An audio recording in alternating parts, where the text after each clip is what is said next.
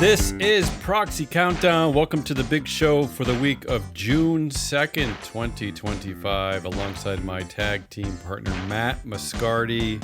I'm Damian Rollis on today's countdown. Ron Sugar's new secret BFF at Uber Technologies. Practice versus theory board decisions. A proxy cage match with some revealing opinions.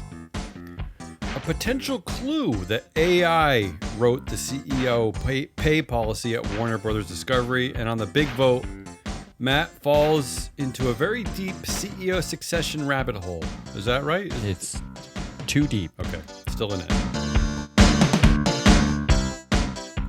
Start with our top stories. Let's start with a few golden hellos. I love tracking the golden hellos. Zscaler's new CFO, Kevin Rubin, starts with a Golden Hello Equity Award of $23 million. Not bad for a guy who lasted only 11 months at his last role as CFO at Better Up. So, yeah. That's a quick hello.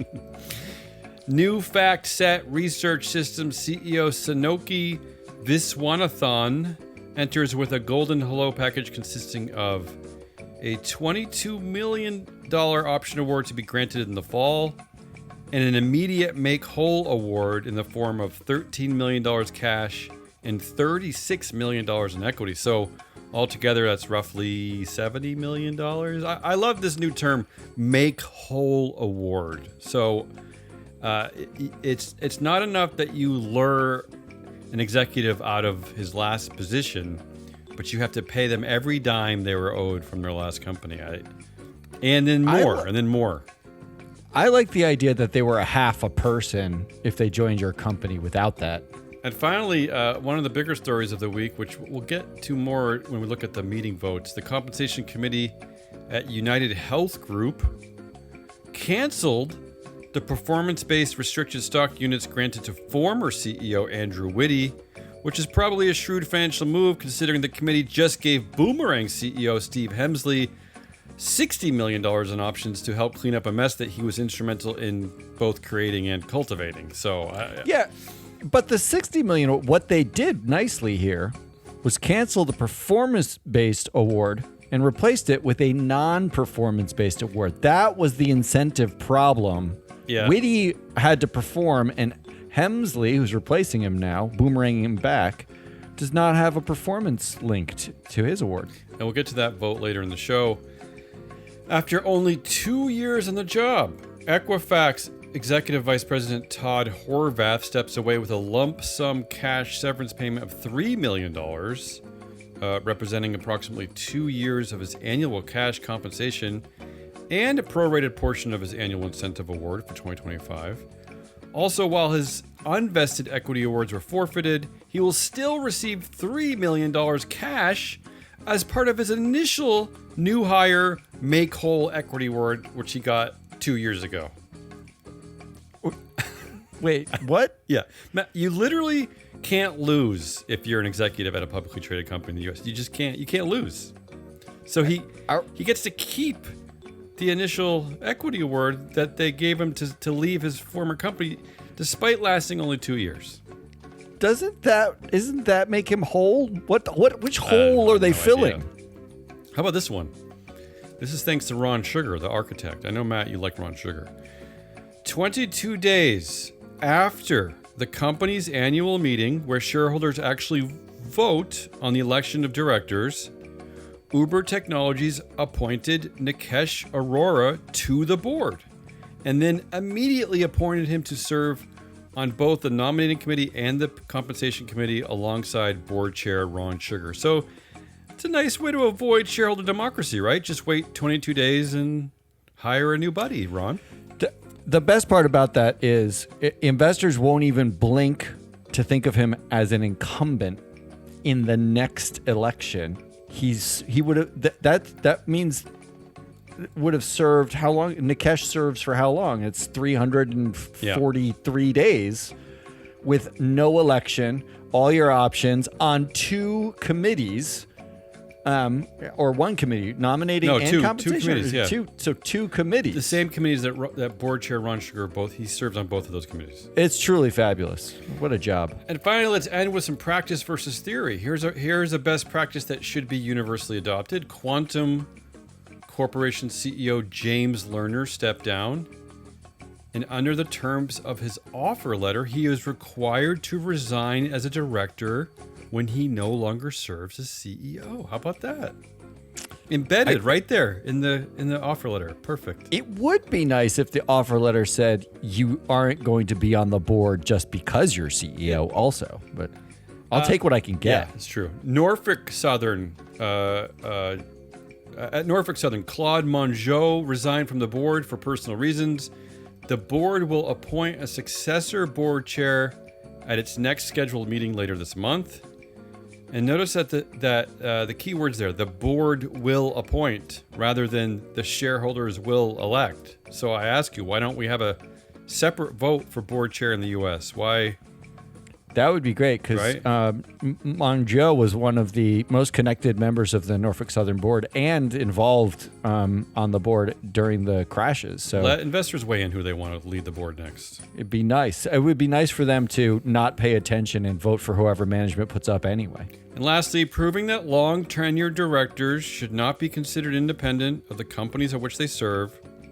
Skyworks Solutions appointed Robert Schriesheim, who has been director since 2006, as interim CFO.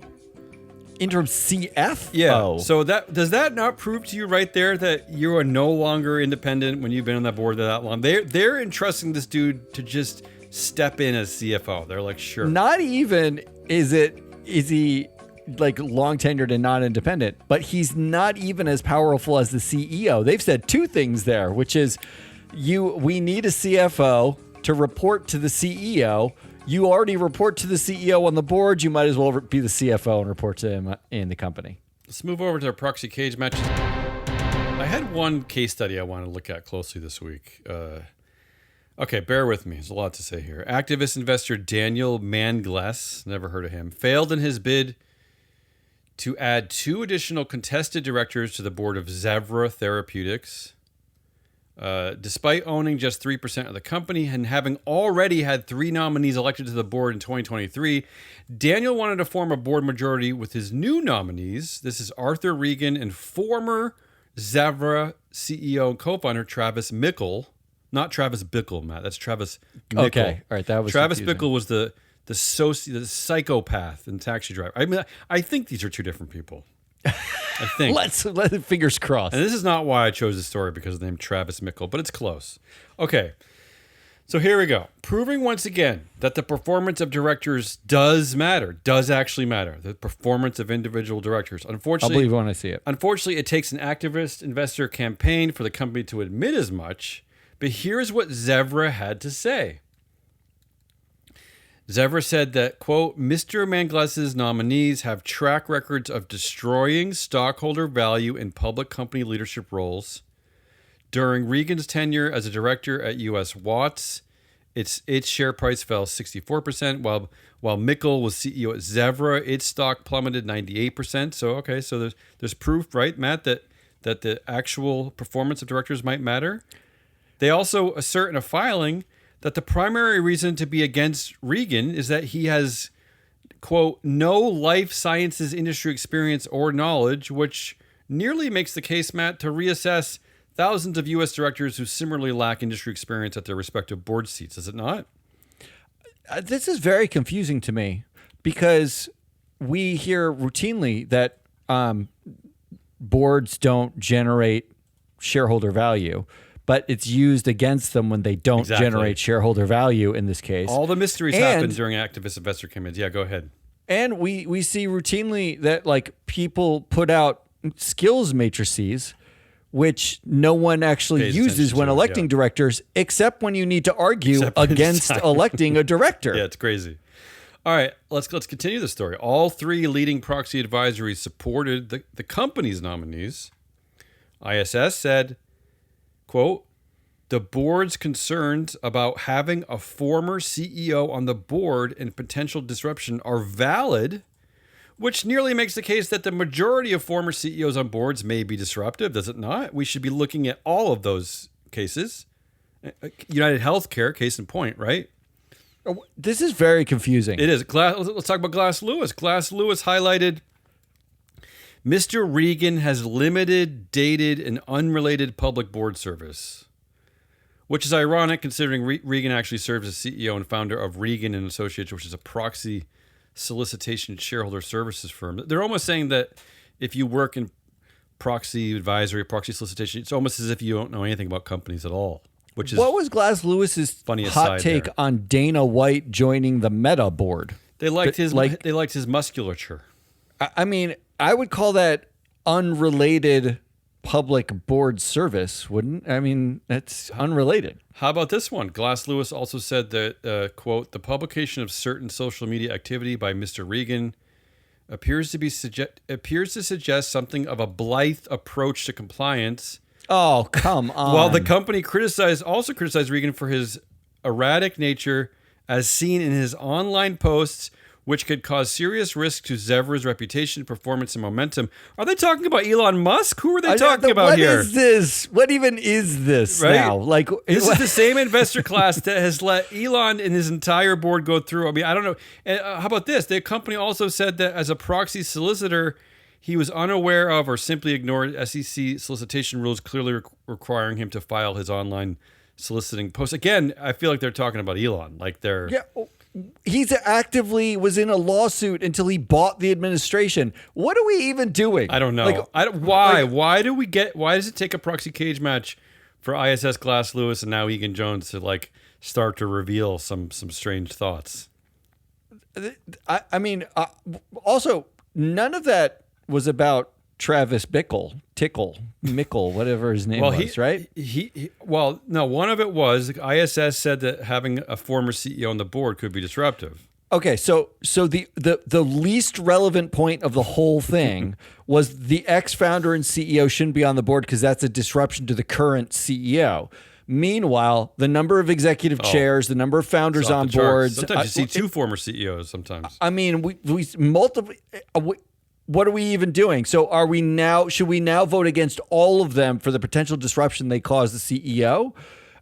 If that's your only argument against Travis Tickle or Mickle or what's his name? I can't remember Mickle. It's Mickle, Dr. Mickle. Yes. Well, he is a PhD. It's not clear he's a medical doctor. I don't want to confuse anyone in case they're feeling sick at the airport. But finally, let me wrap up on this. Egan Jones also questioned the relevant expertise of the nominees, saying that they don't believe Mr. Regan's background offers meaningful value in the context of Zevra's boardroom. How about that? There's a thought articulating a meaningful value in the context of the boardroom. Wow, that's sort of a mind-blowing thought, is it not? Wow, it's. I would love to see the data. Almost as if it matters who the directors are.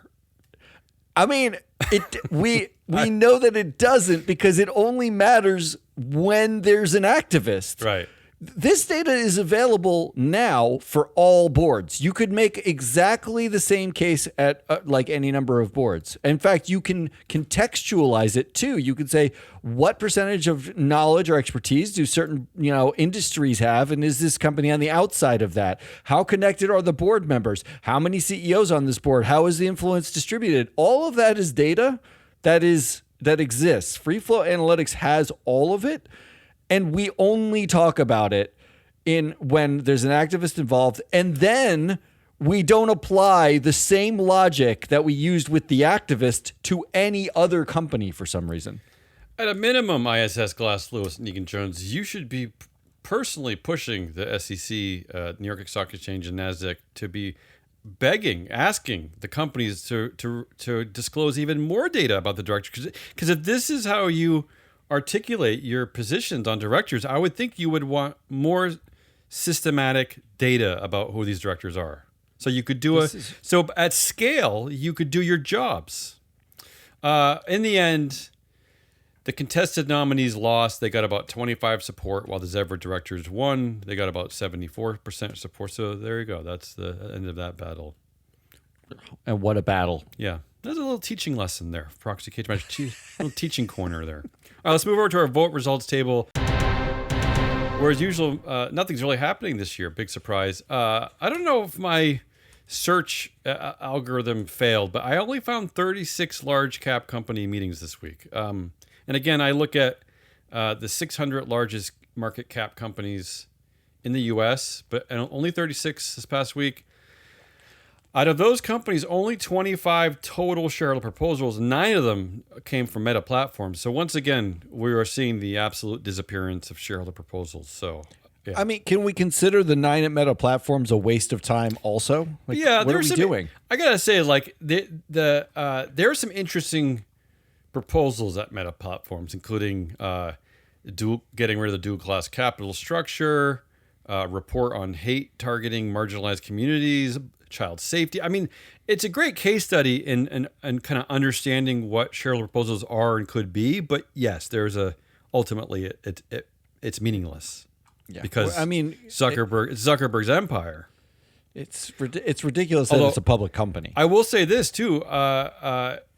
The proposals at Meta Platforms actually performed quite well for a S&P 500 company. Most of them getting above 10%.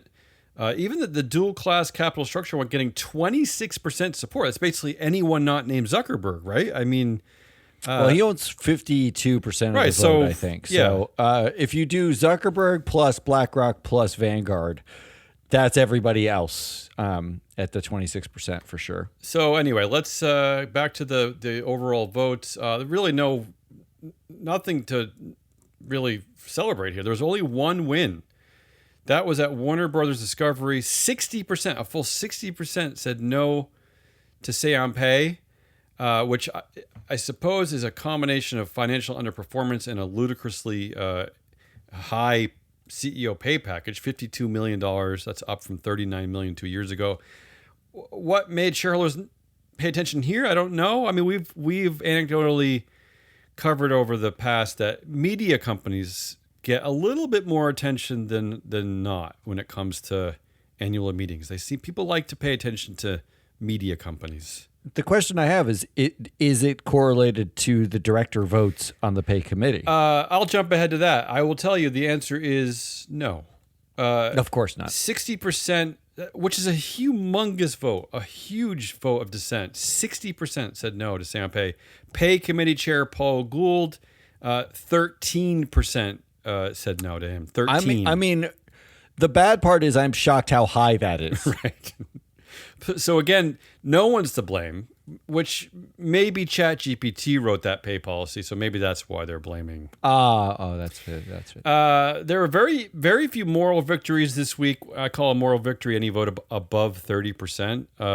But I did see a lot of, 7 out of 36 companies, that's about 20%, had high say on pay votes. I don't really know what's going on there. The biggest shareholder disconnect of the week is by far UnitedHealth Group, which we referred to at the beginning of the show. So where the shareholders did weigh in, rightfully so, although the vote's not nearly strong enough, 40% said no to pay. Let's not forget. I'm trying to remember the sequencing here, Matt, where the huge option award to the former CEO Steve Helmsley. That I don't think that was part of the proxy statement. It was not part of the proxy statement. It was an update to. I don't know if they added that. It might have been an amendment. It might have been an 8K. I don't know how many shareholders had already voted. I don't know how the no vote was so low. Even as a protest vote, you'd think it would be higher. But I'm not clear what was in the minds of shareholders there. But the biggest story here, and even surprising me, who's not as cynical as you, but I thought there would definitely be a protest vote against the board, maybe like an average of, I don't know, 20% no. I just look, let's put it into small historical context. A named executive officer was murdered in December, and still, it's June, still the general opinion of people in the United States is that they're still mad at the company. They're still basically aligned with the murderer of all people, which is pretty shocking in itself. And yet, The average board member at United Health Group received 94% support. No, but here, look, there's the public outrage, and then there is investors. Investors are outraged by outsized pay and like horrible decisions made by CEOs, like around mergers and acquisitions, but generally nothing else. The thing I don't understand at all, and they did file an amendment to the Def 14A in the end of May. So it was a vote on Hemsley's pay, not on Andrew Whitty's pay. The thing I don't understand about this is if you conservatively measured the actual amount of pay that Hemsley's going to get, if you actually valued it conservatively, you would see that you're effectively paying him $70 million a year, $60 million, $50 to $70 million a year. If everything goes even normal for just a few years, and there is no performance link at all, like there is no expectation that he performs. They locked him in for 3 years. They're not even bothering with an interim search. They've announced that the prior CEO 2 CEOs ago is just going to be the CEO again. Yeah. And he was on the board. He was an executive chair of the board. Yeah, this isn't Kelly Ortberg at Boeing. This isn't bringing someone in to clean up house. This is just bringing in the guy who created the mess to clean up. Maybe he just knows where all the dirt is. Maybe that's I it. cannot for the life of me figure out what an investor did when they looked at this pay package and said, oh, this is fine. Like, what was the calculus here? Like, there was actually, unlike other pay packages where you actually have to read the full pay package, you have to read everything because like they hide things like you used to pull this all the time. If you'd get 75% of your equity award, even if you were in the bottom quartile of TSR performers. They would hide all those sort of weird tranches and restrictions investing and it's a complicated space pay. This was the least complicated pay package ever. $60 million, 3-year vest, no strings attached. That was all it was. And it was $60 million. All you had to do was look at the options price and see that the price was at the lowest price in the last 3 years or 5 years for United Health Group. You know what's even worse to me is that Stephen Hemsley is the third largest shareholder. According to the shareholder table on the proxy statement, he is the third largest shareholder.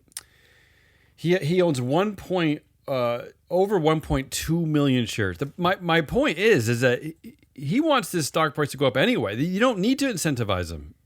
Yeah, he could have done this for nothing, right? Because he has a lot at stake here. I mean, so you didn't have to give him a single option. So I don't quite understand the calculus an investor does when they're voting this way. I mean, I don't understand it at all. Like, Hemsley owns a lot of shares, but he's not even a 5% owner, right? He doesn't even own. So this is investors making a choice. Right. Yeah.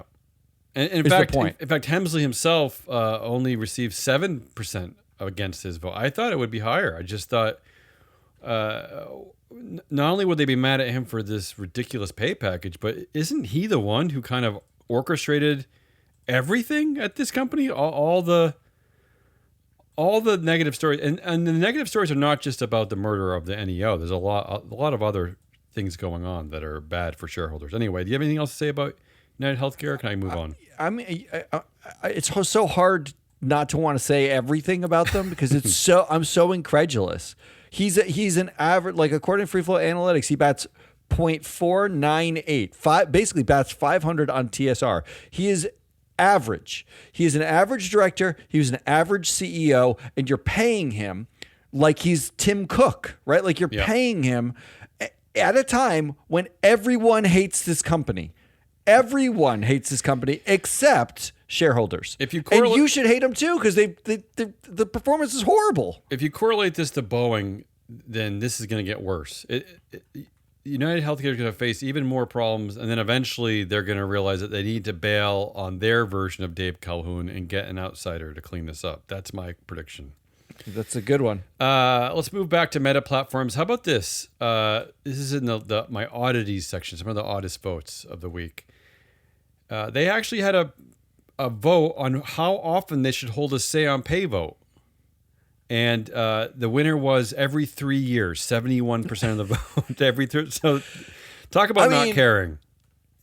But to be fair, yeah, well, okay, 52% of that is Mark Zuckerberg. Okay, but it's not just pay for the CEO; it's pay for all the named executive officers. And no one can say anything about that either, so it doesn't really matter. Okay, our friend Jing Zhao, not really our friend, but I'm going to call him my friend, is back on the PROXY statements. This time at Juniper Networks. He had a proposal to list more candidates than the number of directors to be elected. I just like this quote. One of the core problems of corporate governance is that American corporate boards are not democratically elected. I like that. I agree with that. It's true. Unfortunately, shareholders didn't agree. Only 3% said yes, which is a bit more than the anti-woke, anti-ESG brigade. But we're beating the National Legal Policy Center. And finally, how about this one at Roblox? They had a vote for the reincorporation of the company from the state of Delaware to the state of Nevada, which scares me in itself. Like, you want a company of video games for kids? You want them to be incorporated in Nevada in the sin state with all the legalized prostitution. You could have just. I don't care where they're incorporated. It just scares me a little bit. It scared me before. But I like this that actually 20% of shareholders said no to this. It did win with 80% of the vote, but this is important because 61% of the voting power is held by one man, David Baszucki. So I don't know. Yeah. I guess that's cause for celebration. Yeah. Anyway, that's all I got. Those are the votes for the last week. Matt. Let's go to you, the big vote. You are looking at CEO succession. You're calling it a CEO succession crisis, or is someone else calling it that? So someone else is. Yeah. All right. So let me talk about the proxy pool this week. There are about 104 U.S. companies. We have where we have some data. 92 of those companies are not totalitarian, meaning the totalitarian companies are one person has 50% or more of the influence, and they're usually a controlling shareholder in some way. The largest are Caterpillar, TJX, and Regeneron on the ballot. Actually, the largest were not that interesting this week because we can anticipate at all of these large companies, shareholders are not going to dissent at all. There's not that much happening. It's unlikely to be interesting. I could spend all day talking about Caterpillar and how compromised they are, but there's almost no point because no one cares. Instead, I wanted to tackle a theme of the week in CEO succession, largely because you pulled the story for our other podcast, Business Pants, and the story headline was, "There's a CEO succession crisis brewing." Here's some quotes from the article. CEO turnover is up, and it could get harder for some companies to find new leaders. At many companies, there has been a collapse of the leadership pipeline. Poor succession planning, job hopping, cuts to middle management could complicate CEO searches. And nearly halfway through 2025, the number of CEO changes for the S&P 500 is on pace to reach almost 15% for the year, according to data from the Conference Board and S-Gage. S-Gage, our partner, former partner. Yeah. Among the companies that make up the S&P 1500 index, 44% of CEOs in 2024 were external hires. So, which is the highest it's ever been. It's the largest share of outsiders since Spencer Stuart started looking at the data in the year 2000. Meaning, you have, the summation here is succession is at its highest level of years, like CEO turnover is at one of its highest level in years. The pipeline is weak, and companies are looking for outside hires as a result because the pipeline has been so weak. That means the nominating committee, the board, actually is going to have a much more prominent role in picking CEOs, right? Current CEOs are involved, but if you're looking for outside hires at a higher rate, that means you're relying on board placement agents. You're relying on the board themselves to formulate a succession plan, to work with management on succession plans. And you have to assess whether or not you have anyone internal who's actually capable of being CEO, in your opinion.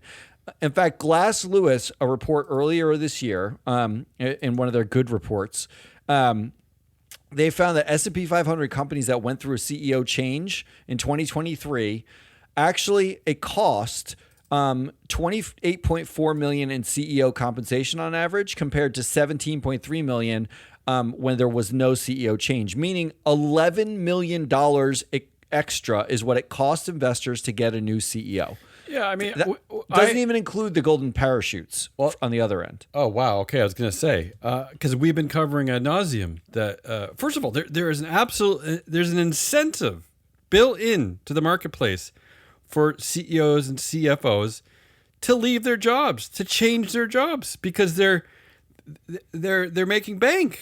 I mean, it's built into the pay plans that they are incentivizing you to get a new job.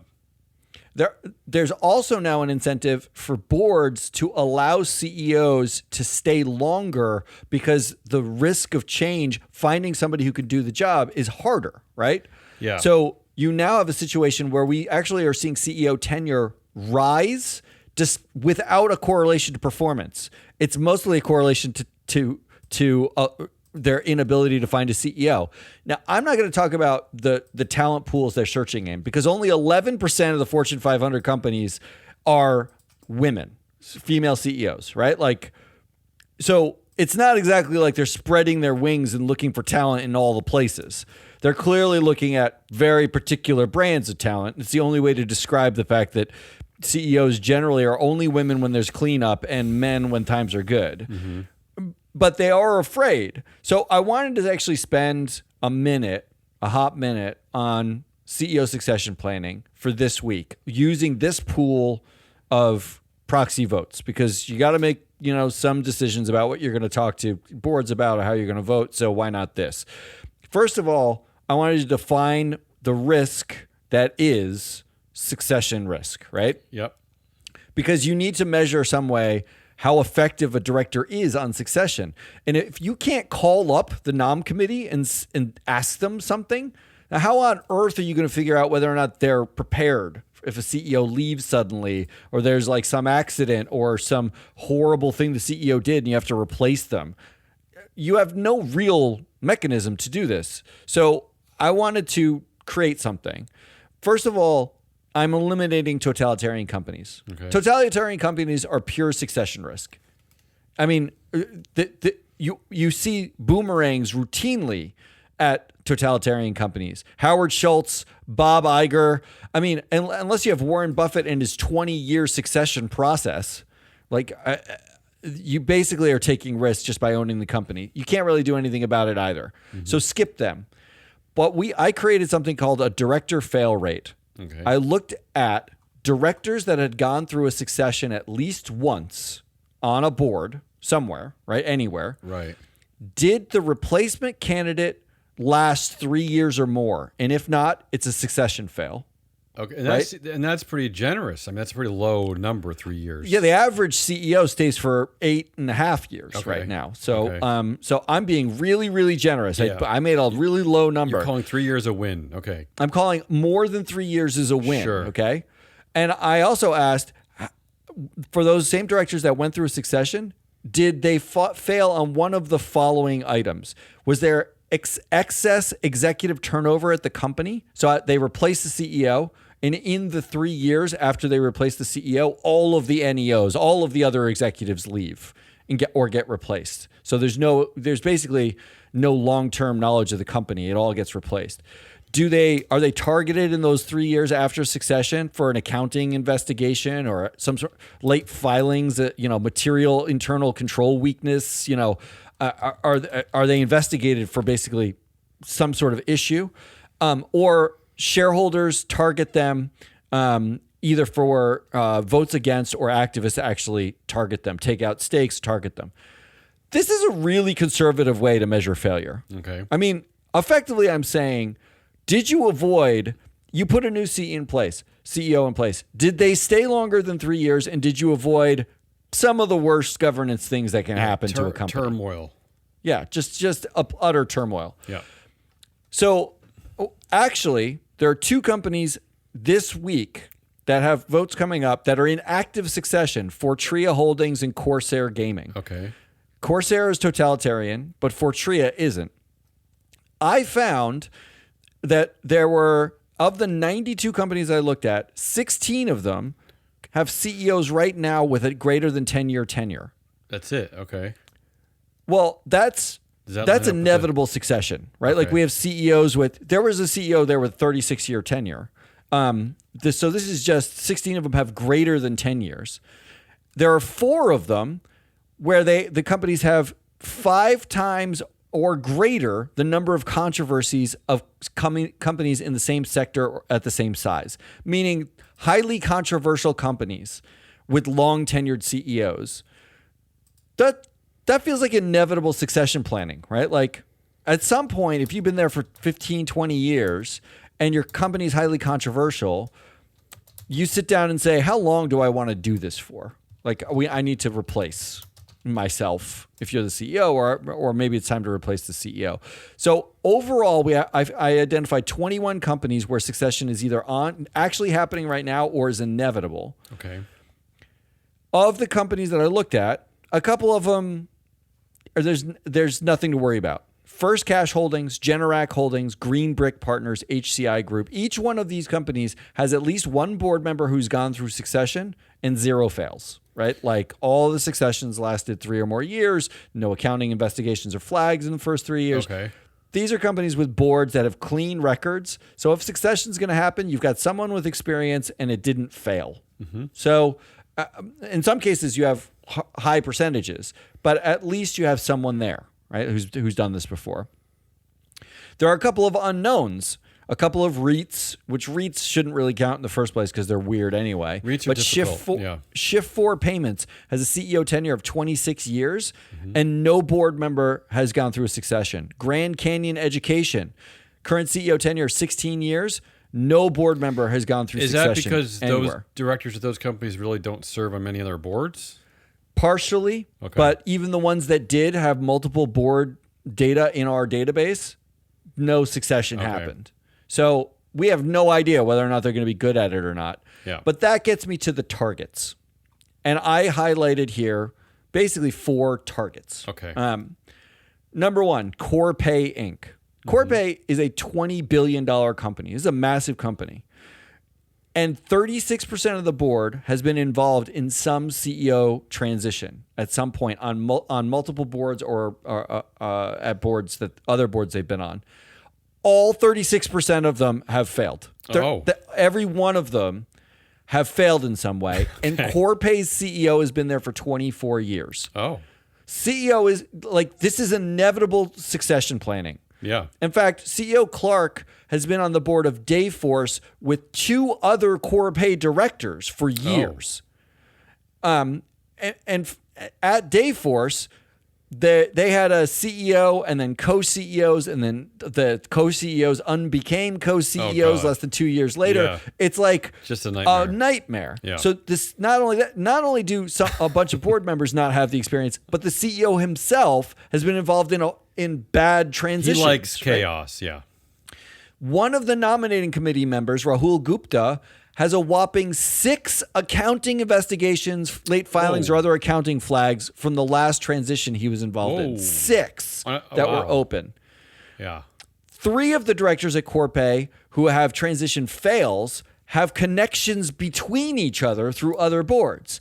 So when you start to build a picture, you're looking at Corpay and you're saying, no one on this board is good at or prepared for getting rid of the CEO if it needs to happen. And this seems important because this is a company with a share price that's as high as it's ever been. I mean, so I would think investors would not want to rock the boat too much here when inevitably the CEO steps down. I mean, we're talking about a $20 billion company. This is a large company. So my recommendation here, looking at just the CEO succession data, but then diving into the company, you vote no on Gupta and Thomas Haggerty, who are the two of the directors who have a history of failure in CEO successions. And then you have to engage the board on the succession, given Clark is 69 years old. He's been the CEO for 24 years. How long can he continue? He's not going to be there when he's 85. Right. He's not Warren Buffett, right? You need to actually start asking questions about what is in the hopper. How are we doing this? Because the board has a third of the board that has done this before has largely failed at it in other boards. Second company I looked at, Open Door Technologies. Okay. Open Door has an 8 times average controversies compared to companies in its sector at its size. Yeah.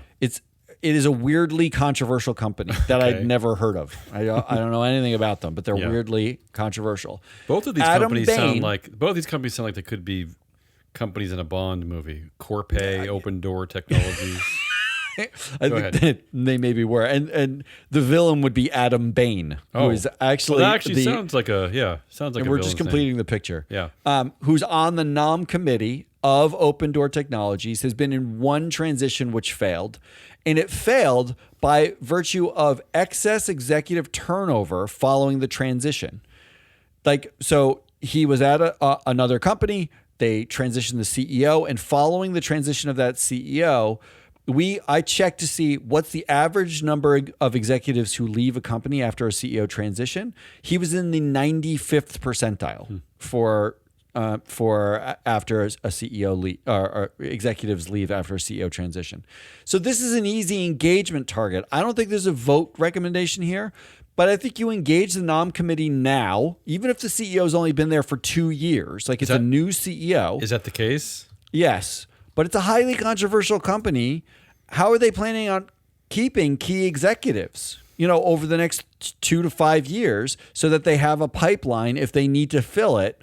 Because it's a highly, controversial company, and the only person who has a CEO succession didn't go so well in keeping the executives. So it's a good time to engage. Frankly, this is a company that probably is about to see a CEO turnover. The current share price at Open Door Technologies is 67 cents. Yes, not great. And it's only been going down since the current CEO, Kerry Wheeler, took over in 2022. So there might already be a succession about to happen at this company. Which I think it's smart to ask. Which is so now's as good a time as any. 2 more. Williams Sonoma. Oh, okay. Williams Sonoma is weird. Laura Alber is the CEO of Williams Sonoma. She's one of the rare cases that she has 53% of influence on the board, according to our data. Okay, but it's not a controlled company. Why is that? Why does she have so much influence? I am unclear. I cannot figure out. You're unclear.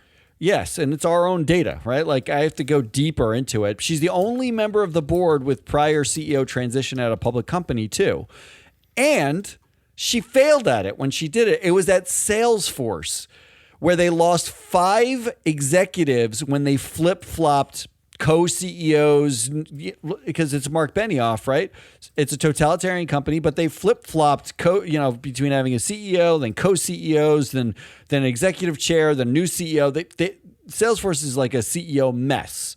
But she's the only one on the board that has transition experience, and she's been there since 2010. She's been the CEO since 2010. So we're talking about a 15-year tenured CEO. The nom committee only has 2 members on it, Anne Finucane and Scott Donkey. Okay. Who are going to have to replace Albert at some point, right? It's a 1 share, 1 vote company.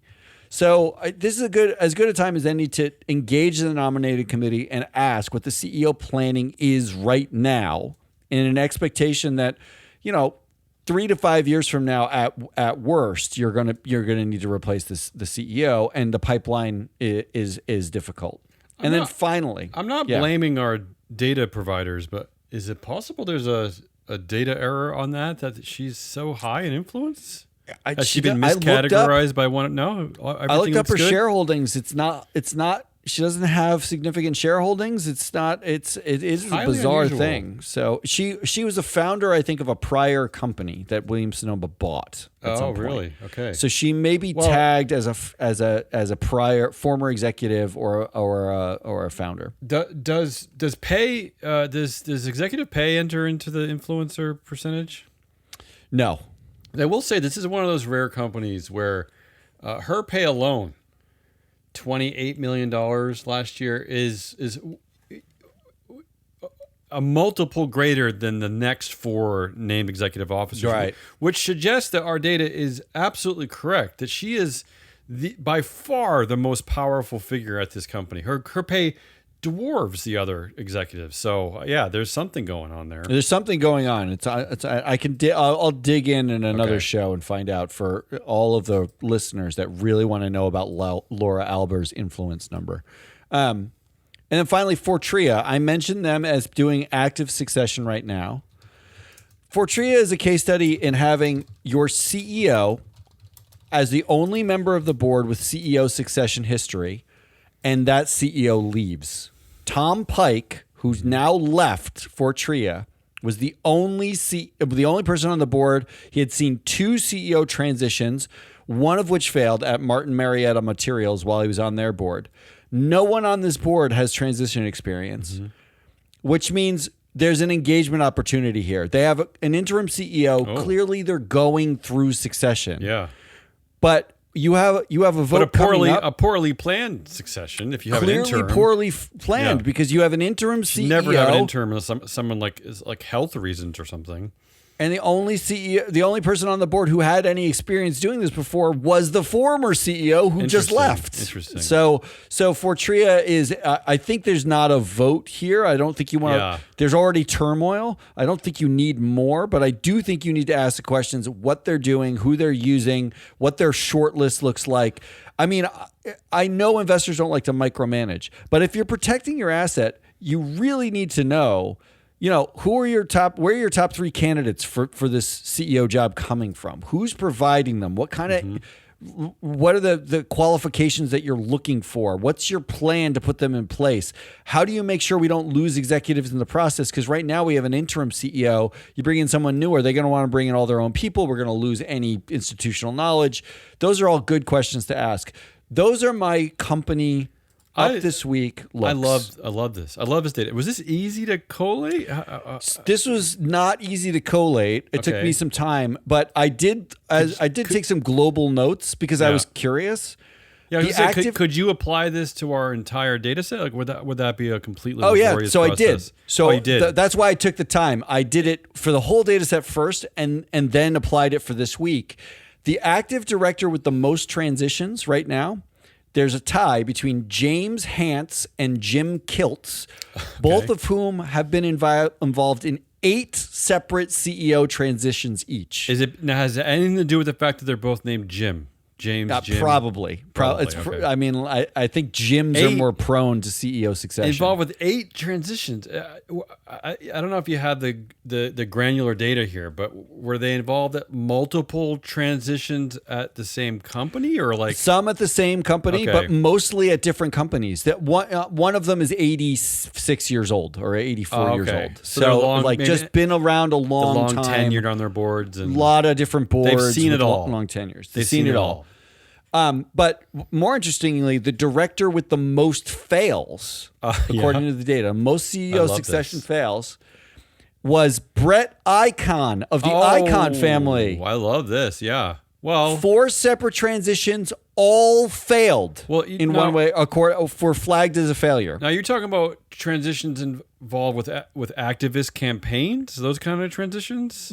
With the activists, it's really interesting because you can actually look at just activists who have sat on boards and see successions.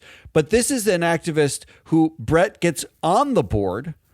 They usually push for a succession, and then we have the information of whether or not that succession was successful. If anything, this is a little bit more proof that we've called out Carl Icahn so many times in the past for doing one thing, and that's enriching himself. He comes in, that's correct. He does his jazz hands, the share price goes up, right, for a few months or whatever. He cashes out, he's gone, and it's all about him. And this would suggest that they don't stick around to see if any of the board succession or CEO succession even works, right? It doesn't matter. It doesn't matter because they've already flipped out, which suggests Incredible. that you got to pick your activists wisely. Well, Yeah. because some of them are going to be focused on governance and others will replace everything, pump up the short-term stock price and leave, and we can tag them as having failed, right? Yes.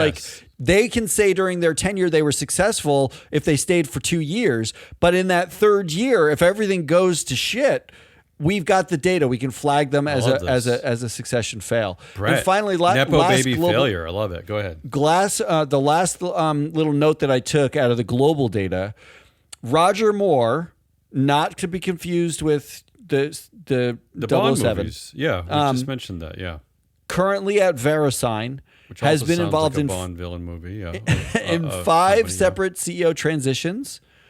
4 of them have resulted in the CEO staying 3 years or less before leaving again. No, so you're saying this is an outlier, Roger? This is an Moore? outlier. This is 80% CEO leaves within 3 years rate with 5 or more transitions. He's the winner. Wow, he's the winner. This is great But data. Yeah, there's a lot of data there. So if there's anyone interested in CEO succession flags, succession risk data, we how got could it. they not be? Yeah. All right. Anything else, Matt?